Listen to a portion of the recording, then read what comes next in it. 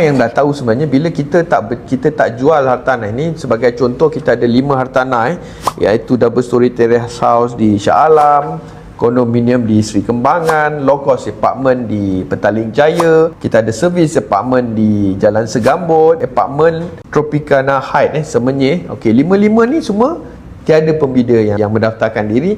Jadi kita akan tangguhkan sehingga satu tarikh yang ditetapkan nanti.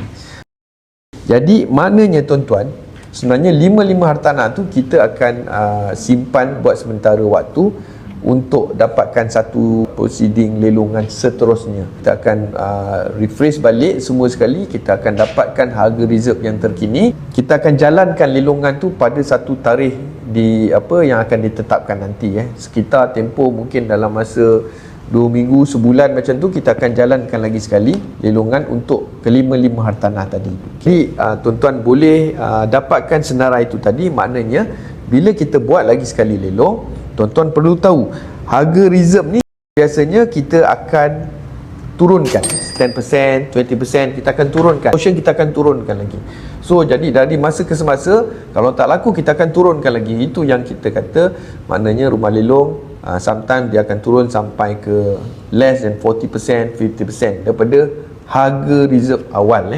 Harga reserve awal ni pun sebenarnya telah dinilai oleh penilai berdaftar, yang mana harga itu adalah fair value. Jadi bila tak laku baru kita turunkan, tak laku baru kita turunkan. Jadi tuan-tuan, sebenarnya itu yang menjadikan hartanah murah. Itu prosedur kita dah beritahu, kita tetapkan tarikh dia pun kita buat yang satu tarikh yang kemudian harga pun kita akan turunkan sampailah rumah tu berjaya dijual. Jadi tuan-tuan, dekat mana nak dapat listing yang macam ni, tuan-tuan boleh terus dapatkan daripada pelelong. Jadi kita ada simpan listing-listing yang tersebut. Biasanya dalam website semua ada.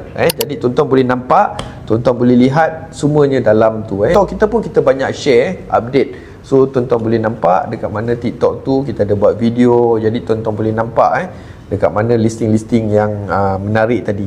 Asalkan sesuai dengan lokasi dan juga harga.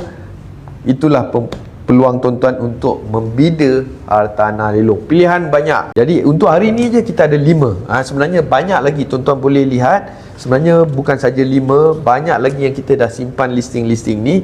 Kalau tuan-tuan berminat untuk beli, boleh lihat dan boleh cuba dapatkan maklumat dan terus sediakan deposit untuk membida hartanah. Okey tak? Itu maksudnya apa akan jadi listing tu, kita akan lelongkan, kita akan turunkan harga dia sampai kita jual hartanah tersebut. Itulah dia cara-cara ataupun proses jual beli rumah lelong bagi hartanah yang tak laku untuk hari ini. Jadi tuan-tuan dapat lihat tadi, hartanah tadi kita berjaya jual satu hartanah, ada 2 pembida. Kawal emosi anda semasa membida hartanah lelong, dan juga semoga tuan-tuan dan perempuan beroleh rumah idaman tuan-tuan melalui platform rumah lelong. Okey, baik tuan-tuan, sampai jumpa lagi. Sekian, terima kasih.